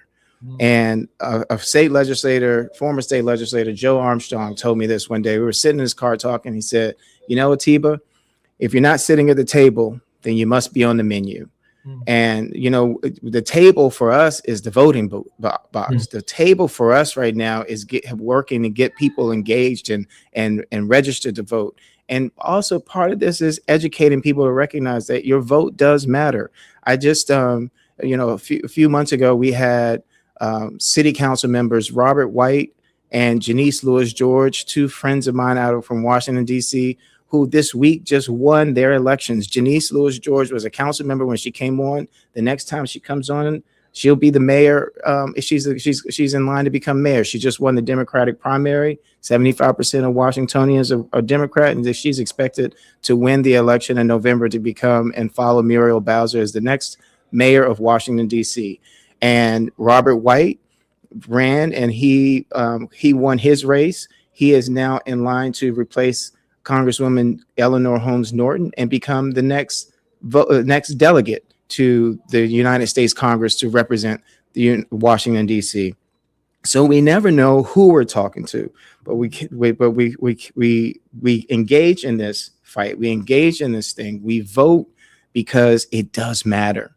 And Texas has the lowest voting turnout in the country. So if you know somebody in Texas, just call them, ask them, are you going to vote? And then ask them to call somebody and make sure that they vote. And let's just figure out how we can connect the dots. It's not just about the black districts and the white districts and the Hispanic districts. It's about the American districts. And all of us together, we are in this fight together. Whether you agree with me or disagree, we're still all Americans. And we need to recognize that your success does not mean that I can't be successful. And it shouldn't mean that. In fact, it should mean that my success is your success and your success is mine. That is the very definition, from my perspective, of community. I want to share with you a little story in honor of the late Stephanie Tubbs Jones. When Barack Obama ran for president in 2008, very few members of the CBC knew Barack Obama. I had been serving in the Congress of the United States at that point for more than 13 years at that point, when I was co-chairman of Obama for President, and the Black Caucus ultimately ended up being divided between the supporters of Hillary Clinton and the supporters of Barack Obama.